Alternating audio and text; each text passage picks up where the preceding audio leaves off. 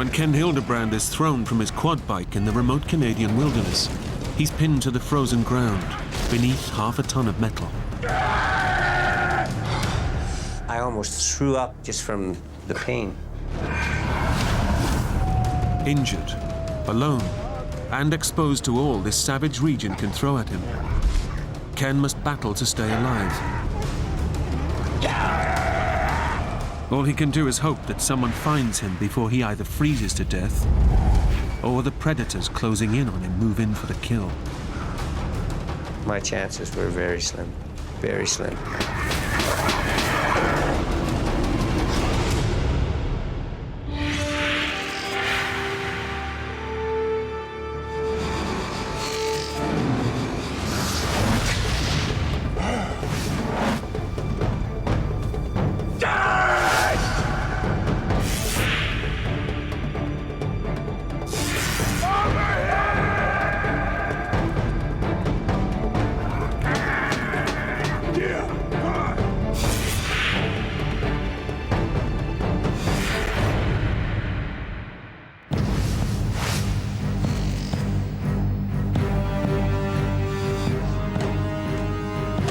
Ken Hildebrand is packing for a solo trip into the Canadian Rockies in the depths of winter, and he knows it pays to leave nothing to chance. Some guys on the rescue squad and that call me Mr. Gadget because they always thought that I carried too much. And they used to always say, well, if we need to go on a rescue, we always want to be paired up with Ken because he never gets lost. He always knows where he's at, and he can survive.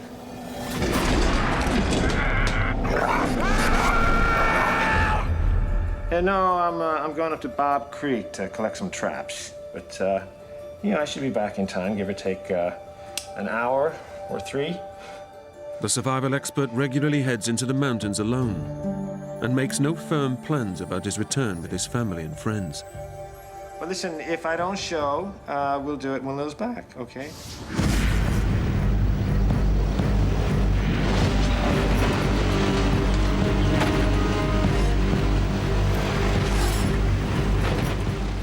Ken is a registered animal trapper, and this trip is to check up on beaver traps that he set the day before.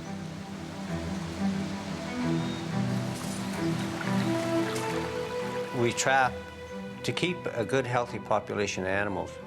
And beavers are a rodent. The goal is to try and keep beavers from overpopulating.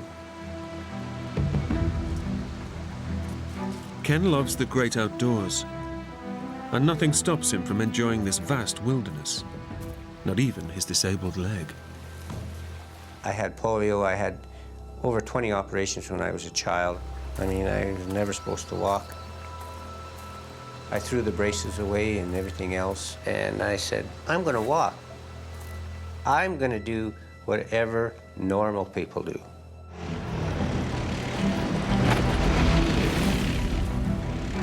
Getting around this remote region is a real challenge, and Ken's trusty steed is his 4-wheel quad bike. The terrain is very rugged. The country is very mountainous. The hills are very, very steep. And there are a lot of places on my trap line that people, even that are good quarters, they wouldn't even tackle. Today's ride is even more dangerous. Ken's bike is carrying a lot of extra weight.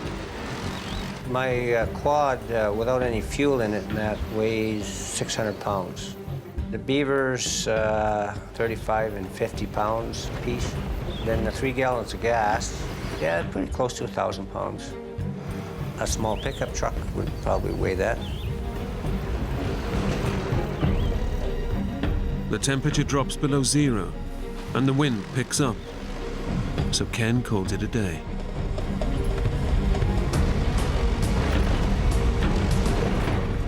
The wind was blowing at least 80 kilometers an hour. It was stuff blowing in my face as I was trying to drive. It was blowing up small rocks. All of a sudden, I felt this sharp pain in the eye, and I blinked, and I felt like a piece of grass in my eye, and the second I let go of my handlebars, I grabbed a hold of this piece of grass.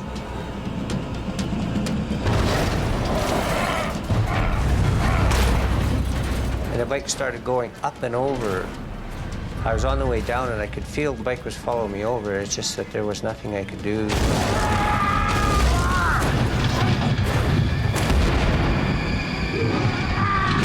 It felt to me like I was fast enough that I was getting out of the way, but then, wham, it was so fast.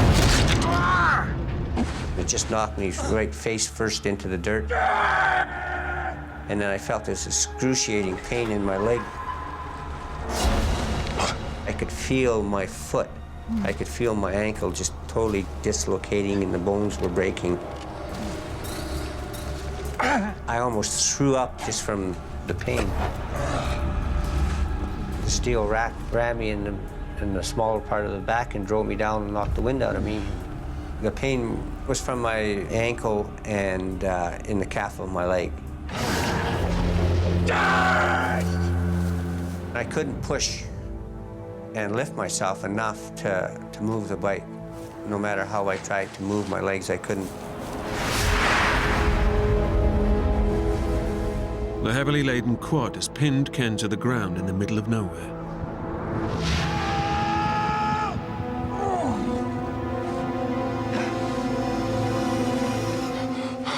As a paramedic with the local rescue unit, Ken's first instinct is to try to assess the severity of his injuries. I took my pulse. My pulse was at 160. It was bounding. I could feel, so my blood pressure must have been up high because I could really feel my pulse. My skin was pale. If I pinched it, it was slow to come back to normal. It took 5 seconds for my color to go back in my finger, so I knew that I was in shock. Pain and the anxiety was causing me to make my heart rate go up. So I knew I had to slow myself down so that I could rationalize, I could think properly. Ken learned how to deal with pain as a child, fighting polio. I kind of mentally block it out. It's amazing how much pain I can actually block out. Ken cannot reach his legs, which took the full impact of the crash, and he can only imagine the kind of damage that's been done. My first assumption was that, yes, I dislocated my ankle for sure, possibly crushed it. I thought that maybe I had done a lot of damage to my right knee because it hurt like hell. My polio leg is not very big. I can actually put my hand around it like this. When it smashed down into that ground, I thought for sure that knee was done. The weight of Ken's quad bike and survival gear exerts enormous pressure on his injured legs, causing excruciating pain.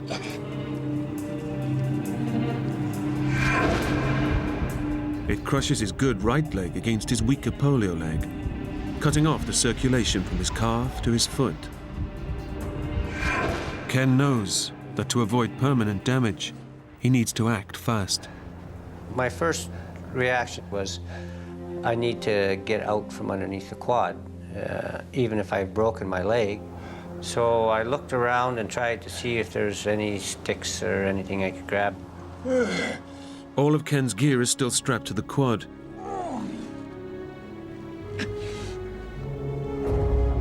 Only his axe has fallen clear during the crash.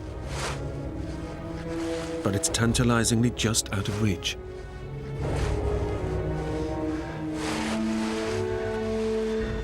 Ken's survival instinct kicks in. I always carry this fire starter around my neck and a compass on a string.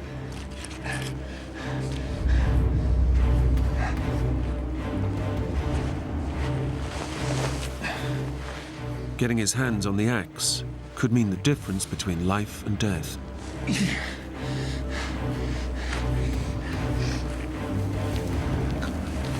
To Ken, the axe is his only means of escape.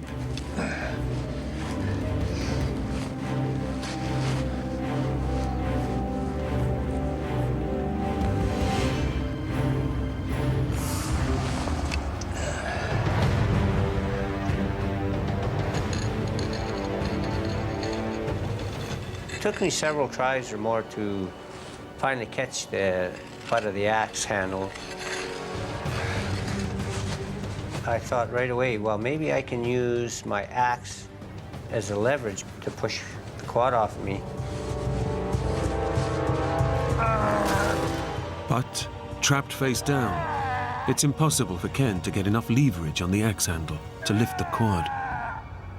Now I think, okay, I'm stuck here. I'm actually trapped. But when you're in that situation, you got to try something, and if that don't work, you got to try something else. I was thinking, well, if I can reduce the weight on the quad, maybe I'll have a better chance of getting out from underneath it.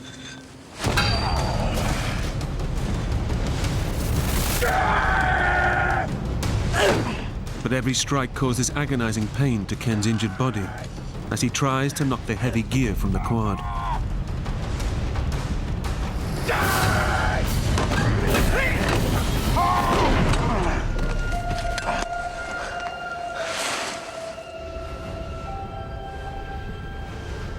And then I thought, if I can perhaps maybe pile the beaver up, stick the axe in there on the corner of the rack.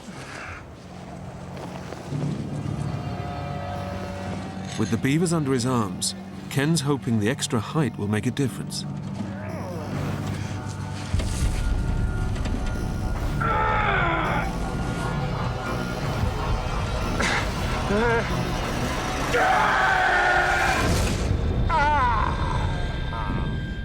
It seems to be working. The quad moves a fraction of an inch. It felt so good. I mean, it still hurt like hell, and it felt like the bones were broken, but at least that steady, constant pressure was relieved. Fueled by adrenaline, Ken decides it's time for a make or break effort to free himself.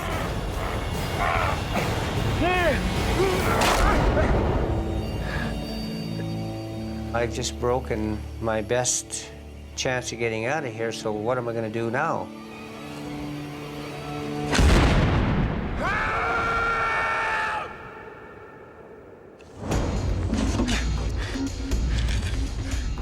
Ken is now completely trapped in this Canadian wilderness. He has to come up with another escape plan if he's going to survive. Now I thought, okay, the axe is broke, the handle's not as long. Perhaps now I can get underneath there and chop and hack away some of the ground. If Ken can loosen the soil beneath him, he might be able to work himself free. But weighed down by his quad and the equipment, it's a near impossible task. You try chopping like this here in a little space. It's a challenge. Because I couldn't get underneath my leg. I kept trying to get underneath, but every time I tried to chop to get underneath it, I'd either hit the ground and the axe would ricochet into my leg, or I would just hit my leg.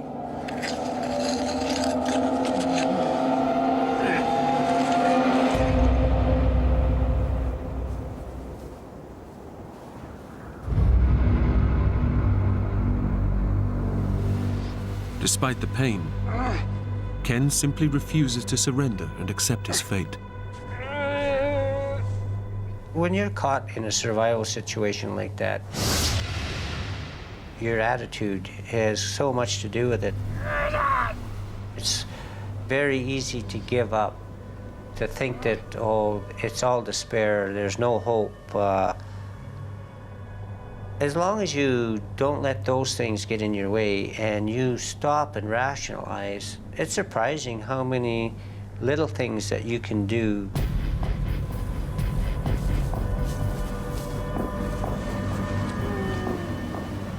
I continued trying to figure out and evaluate some way that I could move that quad so that I could get one leg free. If I could get just one leg free, I can get out from underneath this thing. Despite his ingenuity and effort, Ken begins to realize he may have to spend the night alone in the freezing Alberta mountains.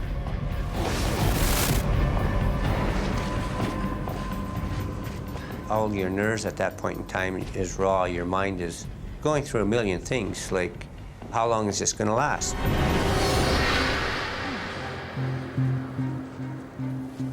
I tried every which way possible and thought of what if I could do this, or if I could get that, or... After 5 hours, I had exhausted all my options.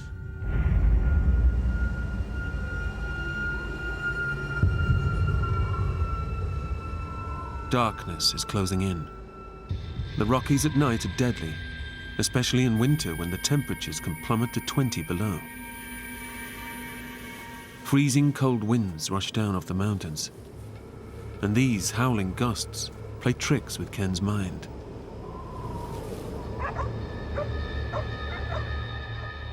I'd hear something and I'd stop. Now, am I really hearing that, or am I not hearing that?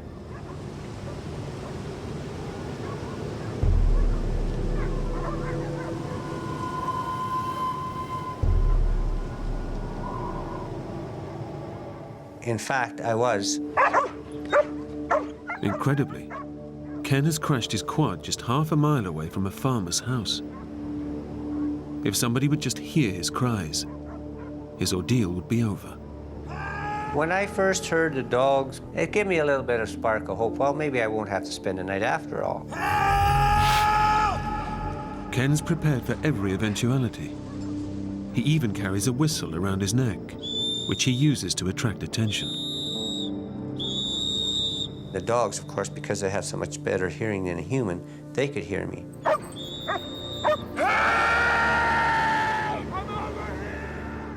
But his distress calls are drowned out by the high winds and go unheard by human ear. Over here! I heard him going in and out of the house a few times. Hey! Over here! Help was so close, but yet so far away. It's another devastating blow for Ken.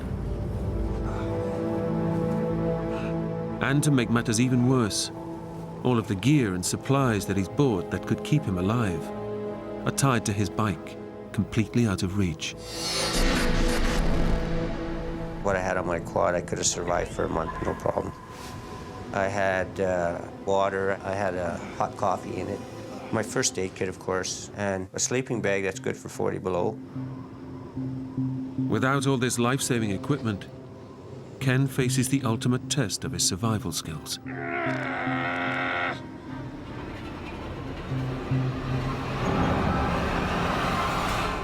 The temperature is already 11 below, and with the wind chill, it feels even colder.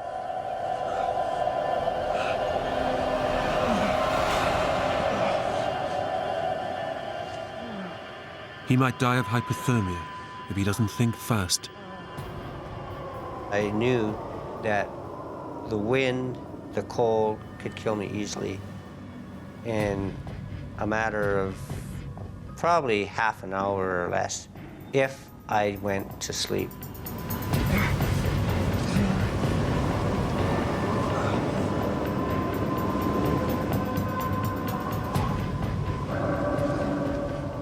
The freezing conditions take their toll. Ken knows that his violent shivering could be the first sign that hypothermia has set in, and it can only get worse from here. Once you stop shivering, you are in severe hypothermia, and your shock can be irreversible. People that go into hypothermia get this euphorium of being warm. They stop shivering, they go to sleep, and then they die. During my 15 years on rescue, I have probably seen 3 or 4 people that were in the situation that I was in, and none of them survived. So I forced myself to stay awake.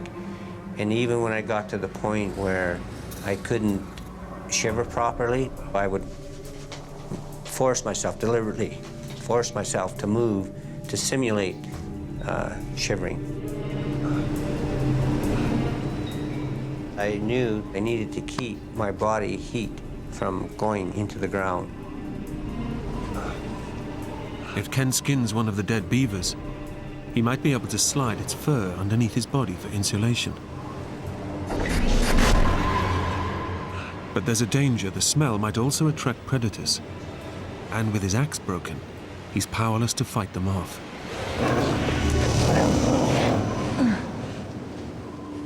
I know the possibilities of cougars or any predator coming around is greater every hour that I stay there. Had I been attacked by a cougar, my chances would have been 0. Ken knows without skinning the animal, he will die. There's little chance of rescue soon. His family aren't expecting him home for days, and even his dinner plans were tentative. But listen, if I don't show, we'll come when Lil's back. Ken decides the rewards of skinning the beaver outweigh the risk of attracting predators. I put the hide side down and the fur side up, so that made my stomach a lot warmer.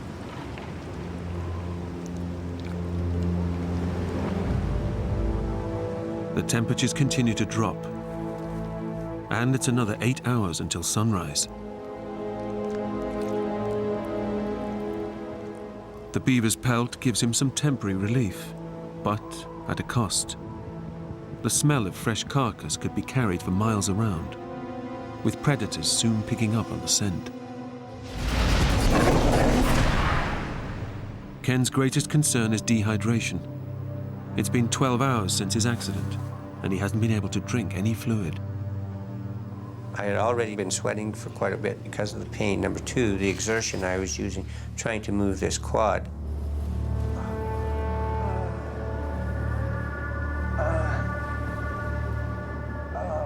His body is losing water rapidly, and if he's unable to replace it, he will die. Part of the problem with hypothermia is your fluid levels. Because your blood is drawn to your vital organs and that, you need that fluid. I had the stuff on my quad, but I couldn't reach it. I had an extra gallon of water, a thermos full of coffee. I knew that I needed to get some kind of moisture somehow, somewhere. Ken carries a roll of plastic flagging tape to mark out the areas where he's laid his traps.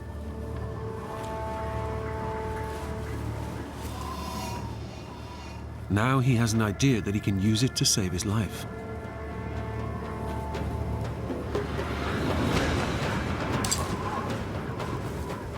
If I can get frost on the ribbon, I can run it through my teeth. And I can get the moisture from the frost.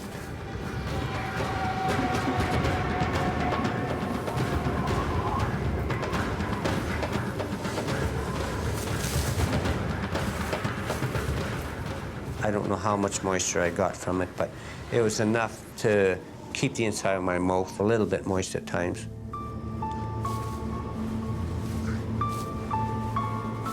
But it brings him little relief. He's not eaten for 20 hours, and his body is weakening with every minute in these severe conditions. I knew I needed something for strength. I decided I was going to try and eat some beaver.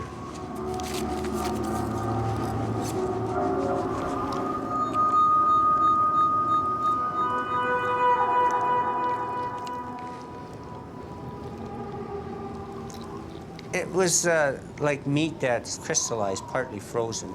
So that probably in itself probably helped me to kind of gnaw it and get it down.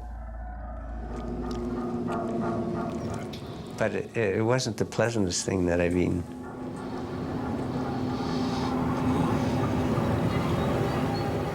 All of a sudden, I just felt sick to my stomach, and it came back up. So I thought, well, this isn't good. I'm losing more bodily fluids.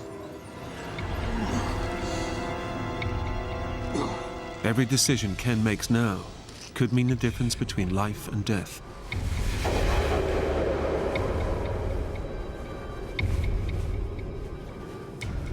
The thing that played the most on my mind was the fear. I didn't want somebody in my family to have the anguish of finding me and, you know, partially ate by an animal or something. You know, who knows what can happen once you pass away.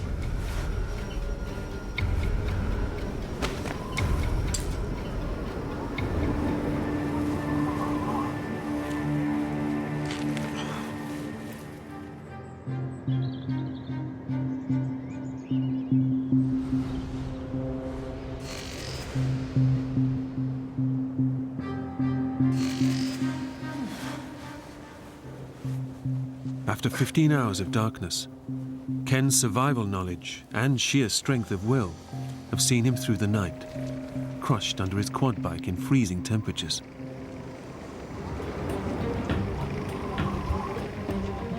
Suddenly, the early morning silence is broken by a welcome sound.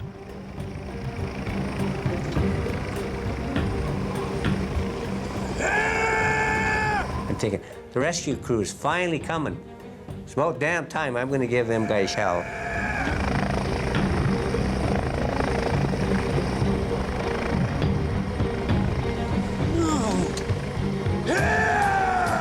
And it flew off in the distance.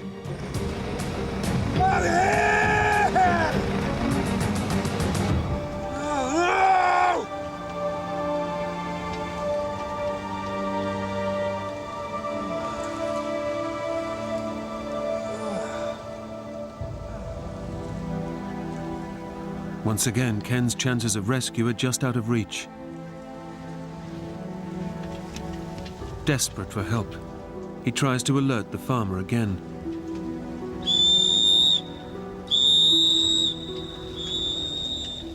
The farmhouse is only half a mile away, but Ken's desperate cries go unheard. I was just exhausting every possibility that I could try and use. One defeat after another.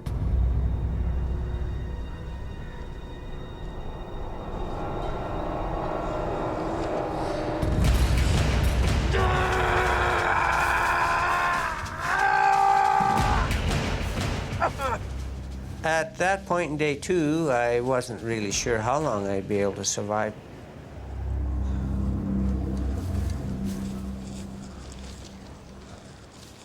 Ken's second day passes slowly, with his survival kit just out of reach, and the chance of rescue so frustratingly close.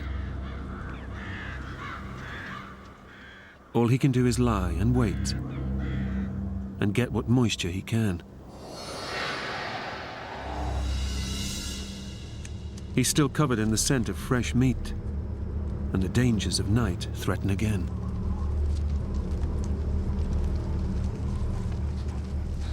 I thought that I heard something move. And I seen a couple of coyotes off on the right. Ken's biggest fear has been realized. The scent of the skinned beaver has attracted some unwelcome visitors.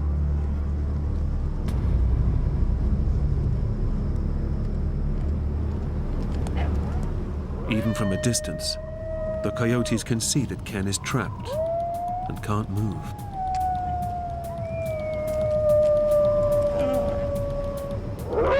Coyotes can be unpredictable. It's not the first time that they have attacked humans. When I heard coyotes messing around, I thought there was a possibility that they might get more aggressive. My soul, my Savior, God to thee, how great thou art.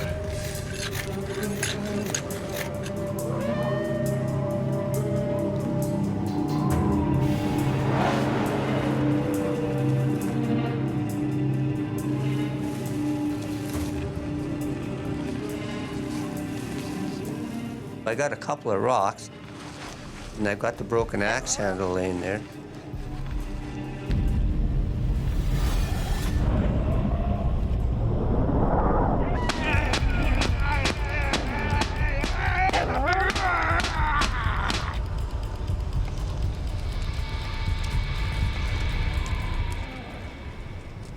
I thought, how long that would last, who knows?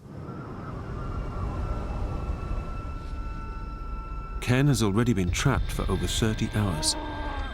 His survival training has kept him alive, but the paramedic realizes that parts of his body are already dying.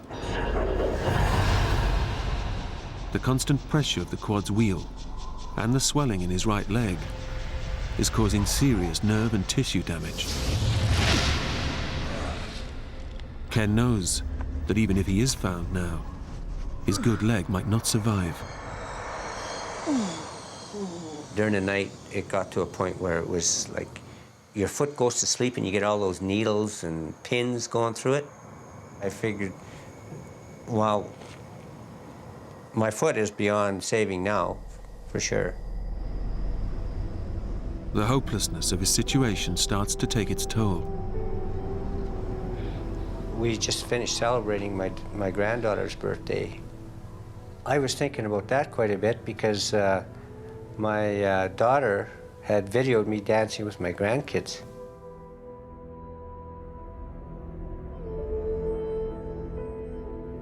That's probably the last time I'll dance with them.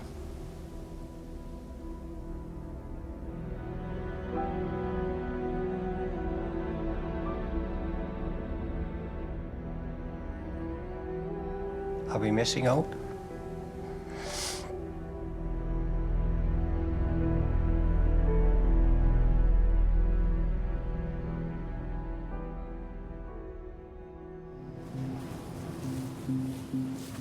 Ken draws strength from the battles he won as a young boy.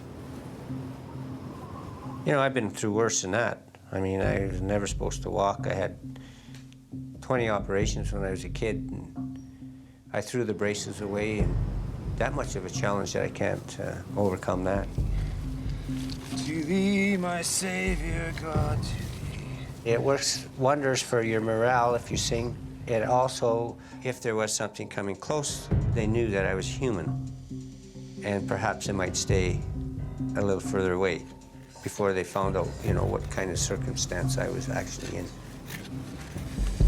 How great thou art, how great thou art, how great thou art.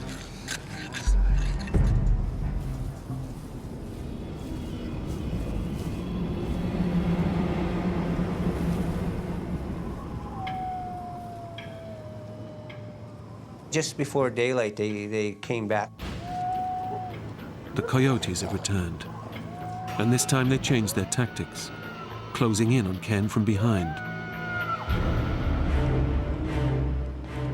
Unable to see them, Ken can only imagine their next attack. You can hear them scratching, and you can, quick pitter-patters of feet. And then you hear a little yap. And then you can hear some more feet, so you don't know whether they're 200 yards away or whether they're right behind you.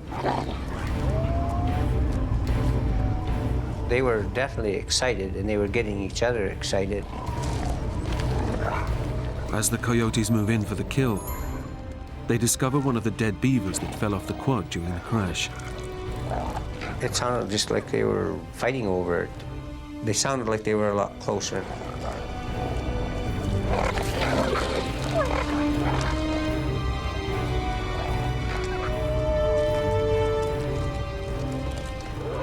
Now the coyotes have a taste for blood, and Ken fears he is next on the menu. What's next? Are they going to get more aggressive?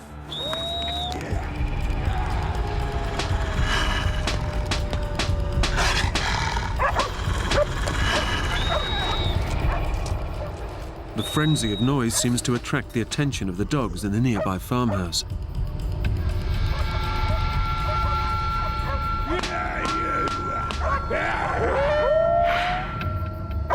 But once again, high winds muffle the noise from human ears. Perhaps if he would have let one of his dogs go, maybe they would have come to me.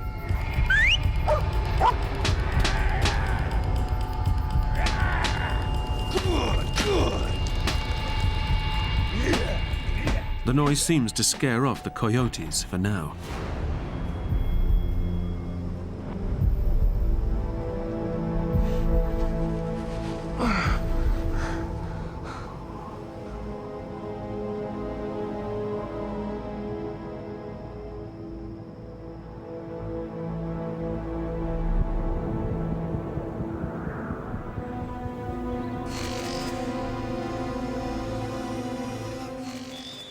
As day breaks, Ken has been trapped for nearly 40 hours. The chance of rescue remains so close, yet so far away.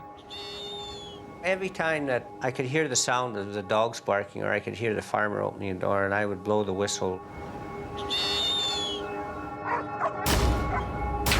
nothing would happen.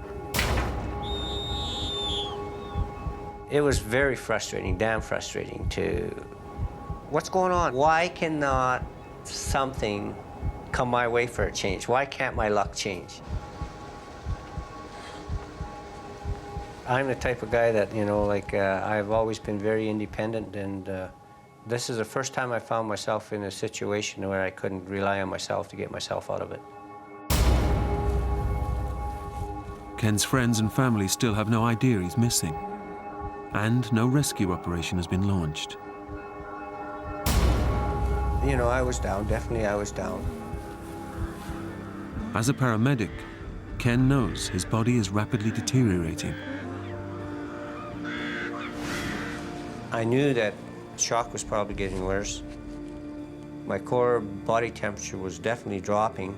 My fuel intake was 0. It was more concentrated on trying not to fade off and go to sleep. I knew that if I was going to survive at all, I had to stay awake.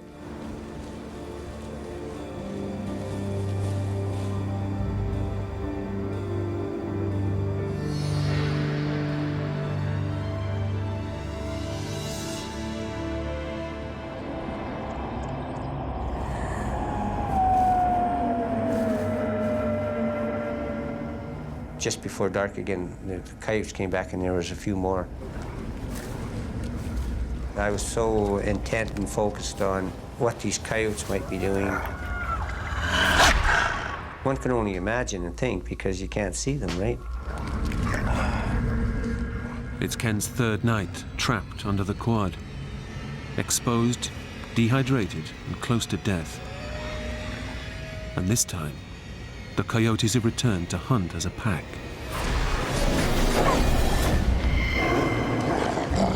They're well versed at their attack tactics. They would have tried definitely for my face or my throat because that was the most exposed. If you're swinging one way, they would try to grab you from the back. This pack have already tasted fresh meat, and they're craving for more. If I couldn't scare them off with the whistle and hollering, my chances were very slim. Very slim.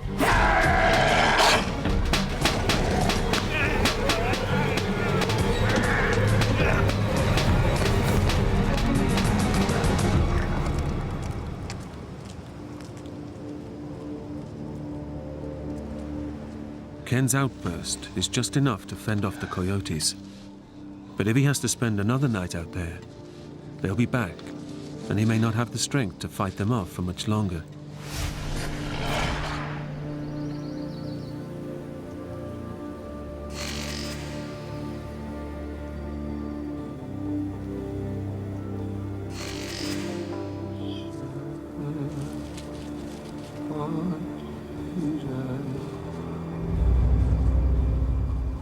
For the full 4 days, I never slept. I consciously made sure that I kept myself awake because I know from experience the wind, the cold could kill me easily. My body was telling me it was a downward slide. My mental alertness wasn't there. My coordination wasn't as good as it could have been. So I knew all those things were telling me that my body is shutting down more all the time. For sure.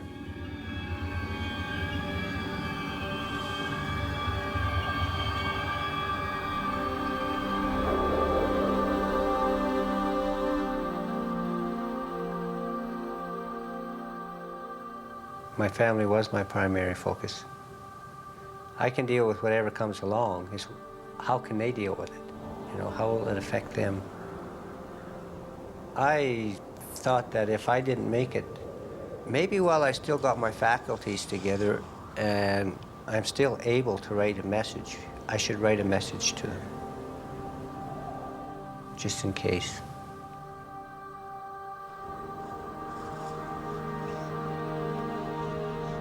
Well, I told him I was sorry.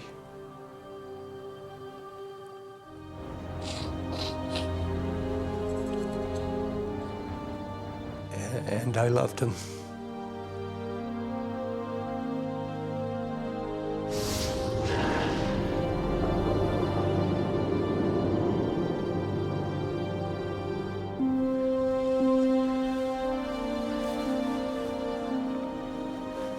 I took my glasses off and I laid them in front of me, and I thought that, well, maybe, you know, just maybe I could get a little bit of rest. Finally, I actually closed my eyes. On the fourth day of battling pain and fear, of forcing himself to stay awake, to fend off dangerous coyotes and hypothermia, Ken finally lets go.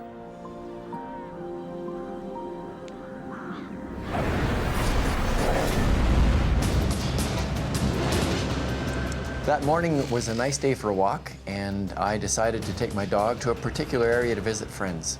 And looking at the beautiful hills and the mountains in the background, I changed my plans, went to another area, and found an area I'd never been before. Why did I change my mind? I have no idea. Let's go.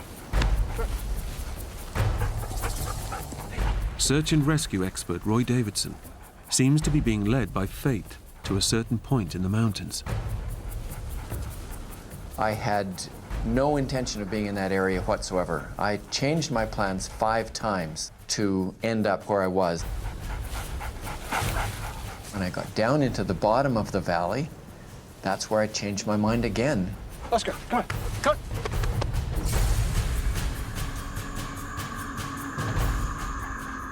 on. I just looked over and I saw the quad. And it looked like somebody underneath it. Let's go. Come on. I'm on search and rescue, and about a year earlier, we'd had a search. We'd been looking for a missing hunter on a quad. We found this fellow, and he was underneath the quad, and he was dead. Oscar. Oscar. Oscar. Oscar. It was exactly the same scene. I figured there was probably somebody pinned under there that was probably dead. I'd heard something, and is my mind playing tricks on me, or is this real? Are you all right? Did I go to sleep? Am I dreaming, or?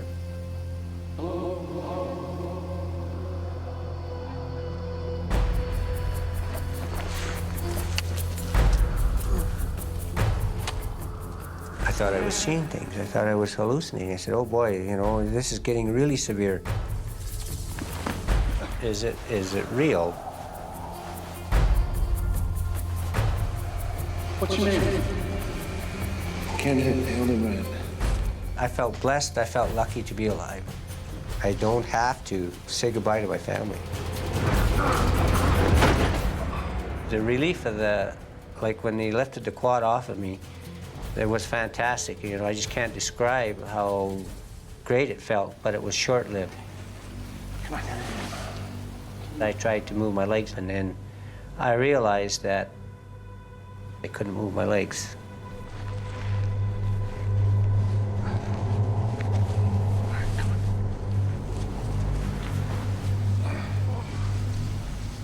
When he first told me that he'd been there for 4 days and 3 nights, I didn't believe it.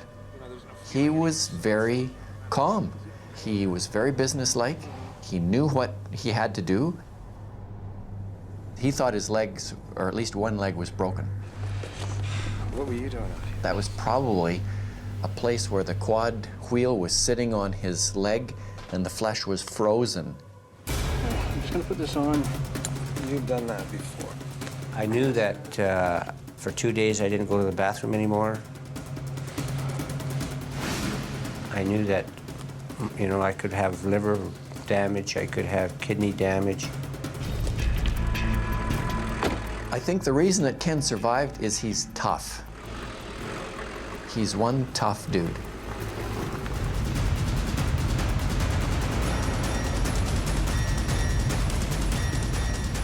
Roy has to get Ken to hospital as soon as possible. I tried to be as careful as possible driving out of there. It was pretty rough. There was no road. It was just up the bottom of the valley. And his leg was starting to hurt him. It was probably hitting the bumps and stuff where I felt circulation going into parts of my legs and that I could actually feel. And it's ironically that the pain actually felt good. I don't know how to explain it. It just, I wasn't down, but I wasn't, you know, jumping for joy like you think a person might. Because I knew I was still alive, but I knew I had a ways to go yet before I was out of the woods. How far, I wasn't sure. And I knew I wouldn't know until I was in the hospital.